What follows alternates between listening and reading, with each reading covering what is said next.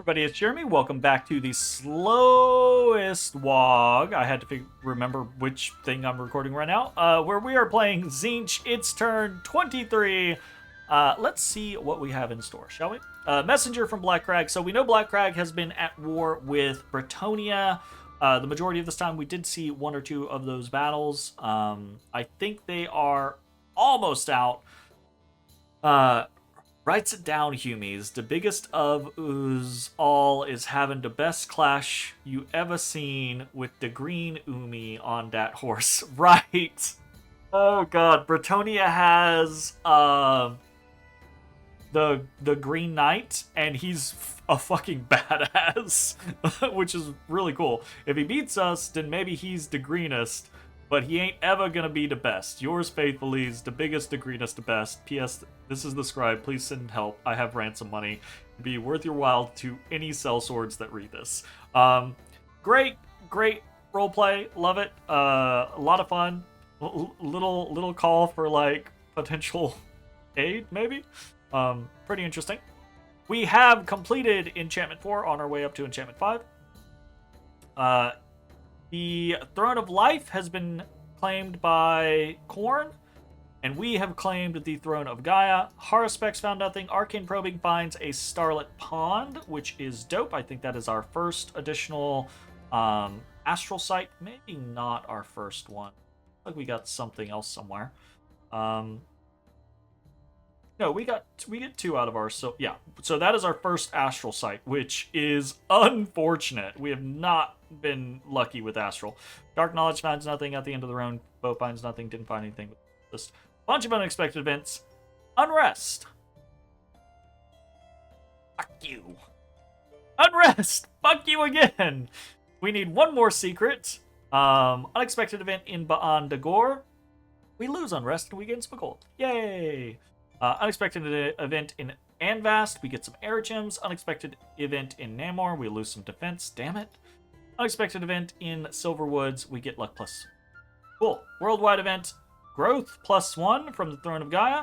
Our Marauder Scout is discovered by Bretonnia, and we get to see even more dukes. We got the Duke of Aquitaine, who is sacred. He has an enchanted sword. He's got awe. He's really cool. We got the Duke of Bordelot. We saw previously, he does have Amphibious, which is kind of neat. We've got the Duke of Carcassonne, who is basically a Taskmaster. That's kind of his big deal. We got the Duke of... I don't know how to pronounce that one. Also really... also Sacred with Awe. Is he the same as the Duke of Aquitaine? Not Kuwait. Guy's Inspirational 2.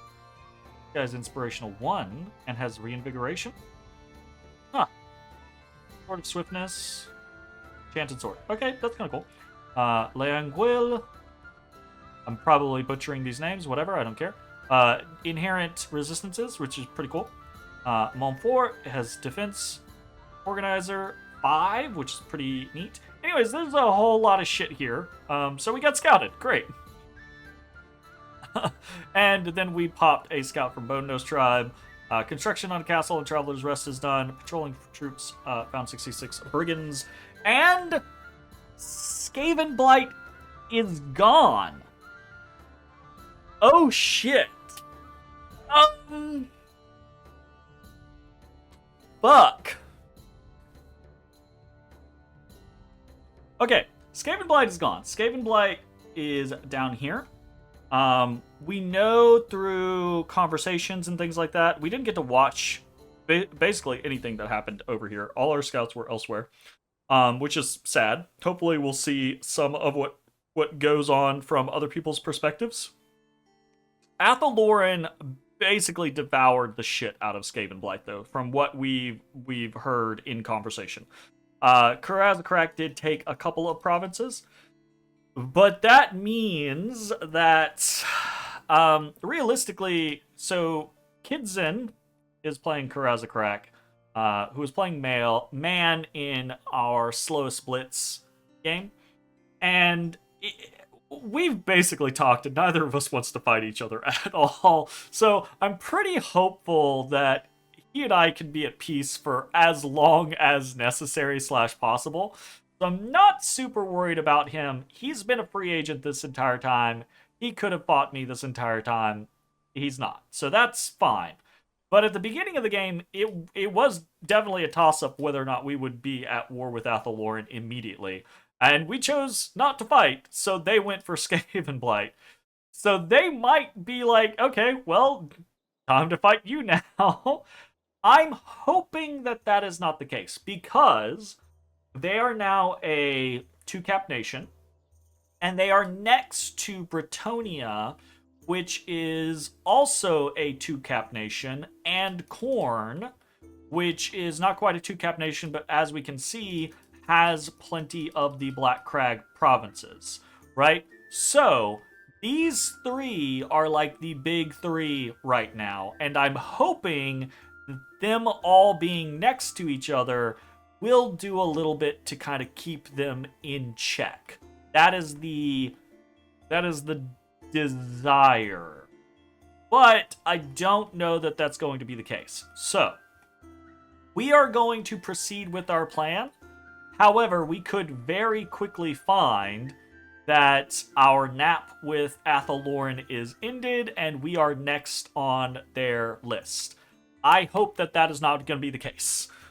So, cross your fingers for me, because I don't think that's going to go very well for us, especially considering how greedy we have played with some of our research and our kind of like planning and trajectory overall. So, we are moving. We're on the move. We're gonna take the initiative. We're moving our caster for flaming arrows.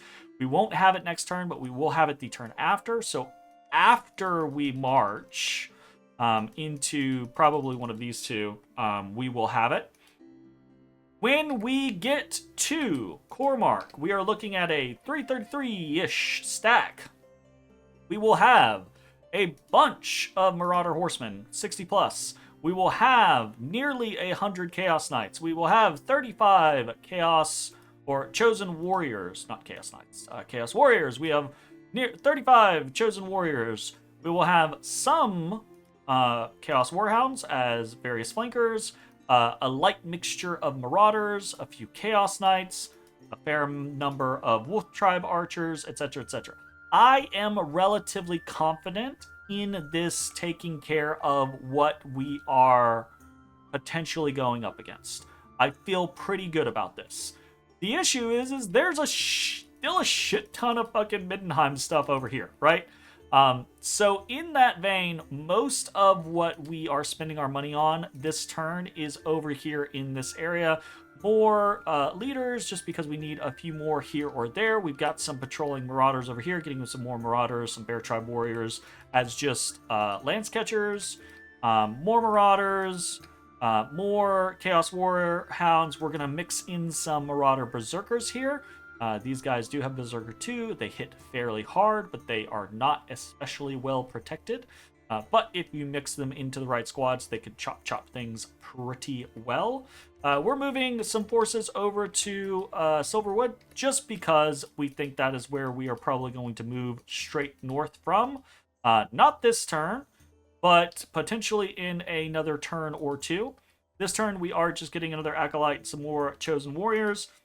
The idea being is maybe we do some light raiding on this part of the border as we get a second force built up to march from Tzeentch / Sermiak up into this section.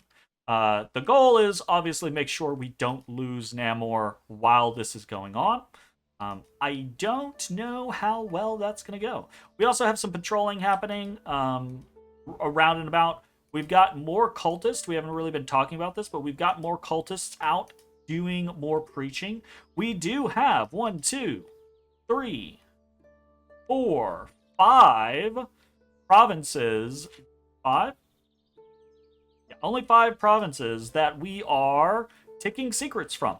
This is great, right? Obviously, so we don't have any any of the gates unlocked. We are still on the first gate of the maze, right? But getting this early stuff with relatively minimal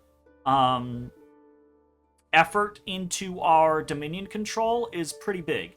If we can get this war against Middenheim under our belt and we're in kind of like a peaceful situation, it's very likely that, one, we'll be focused on teching up, right? Because as a 2-cap nation with enough provinces, we should be able to scale fairly well. We'll look for opportunities, but we shouldn't have to have a crazy amount of opportunities. But as we're teching up, we'll also be able to really focus on our Dominion control. And if we get a bunch of cultists reaching around at our borders, we can boost that from 5-ish secrets to a turn up to like 10-ish secrets a turn, right? That would be kind of like the optimal scenario, which can really get us into the gates. The gates are not a requirement for Tzeentch to win. They are icing on the cake, right? Tzeentch already has enough things going on. They have really good mages. They have really decent path access. They've got a lot of interesting good tools. Free spawn demons is just icing. Free spawn demons and more gems. That's just icing, right? So it's not something that is a crazy big deal, but it is nice. Especially if, as we're able to control more of our Dominion push, if we do that, that makes going after another target easier because Dominions are weaker in enemy Dominion, right? Or demons are weaker in enemy Dominion. So that's something that we want to keep in mind, especially as we're using our Demon Princes because they have Dominion Immortality. So, anyways, a little bit of recruitment here or there, mostly mages, a bunch of marauders, prepping to attack Middenheim, casting more site searches, 2 turns until enchantment 5, nothing big going on with any of these. We did throw our blue dragon armor over here, primarily just for a few more hit points and some morale, but overall not a big deal. Got some gems on this guy already for castings of flaming arrows. We'll probably send a scout shortly with another 5 or so. I don't think we will need a crazy amount. And that is pretty much it, I believe, this turn. Kiss. Khorne got the Throne of Life. Very interesting for them. Oh, we didn't really talk about Village last time. I said we got Village last time, and we didn't really talk about him. The Curse Sling. This guy's really, really cool. So I will say we're 23 turns in. We've gotten some good luck events, and for the most part, luck has been kind to us. We haven't gotten any really bad luck events, but we've gotten a smattering of bad luck with some pretty good luck. Right? I think, overall. But we haven't actually got a lot of, like... I believe the uniques are luck-independent heroes. You just have a chance to get them, period, past a certain point. But we also haven't gotten any of the luck-dependent heroes, which is somewhat surprising to me. So I don't know if I would describe our luck as actually good luck. I don't know if luck 3 has really been worth it overall to us, but at the same time, we're locked into low turmoil, so it's kind of still a sensible option and has been beneficial enough for us with the gold piles that we've got that I think it's worthwhile. Anyways, back to what I was saying. Village, very interesting. He's got a lot of cool lore. If you're into Warhammer stuff, Sombre does a great job in this mod of really kind of like detailing unique heroes and who they are and why they are, and really trying to kind of like represent what they're capable of doing. Village is a very neat hero for some very specific reasons, and I'm pretty sure I don't have to point it out because everyone's gonna see it. But anyways, He's got a lot of potential to do some crazy things, especially later on. If the game goes really late, this is one of those guys that you can dump a lot of investment into, and he can be a real terror, right? He's got a lot of really good functionality just baked into his kit. Some straight resistances. Obviously, he's sacred. That's not a huge deal to us, but it is still a thing. Spirit Sight, even though he's blind, he does have innate spellcaster, he does have recuperation, he does have combat caster. Unsurroundable 4 is pretty fucking strong, considering its unsurroundable 2 is the bless, I believe. Out of the gate, 50 HP, 22 protection. He does have some limitations, though. He can't use anything two-handed. He is locked into a staff. Like if you look, can't click on the Halberd of Might. You give that to him.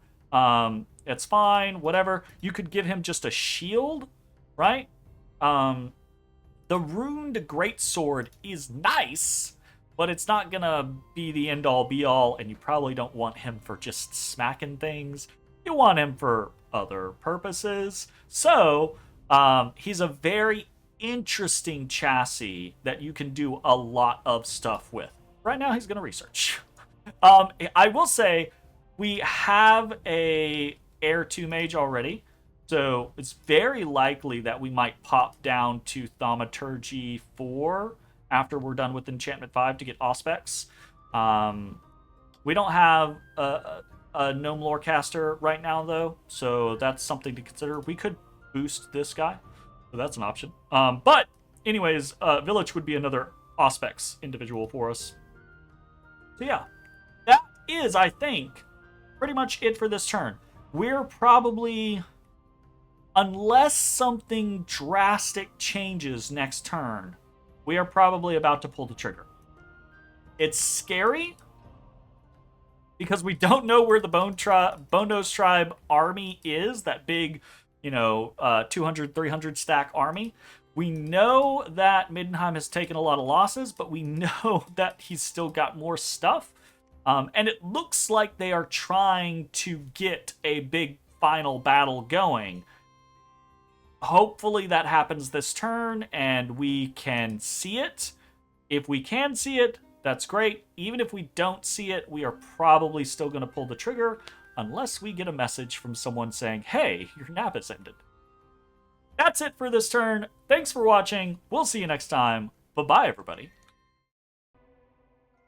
Hey, everybody. Thanks for watching. If you enjoyed the video, consider leaving a like, commenting, or subscribing. It really helps me out. If you'd like to see me live, head over to my Twitch at twitch.tv/thedistanthorizon.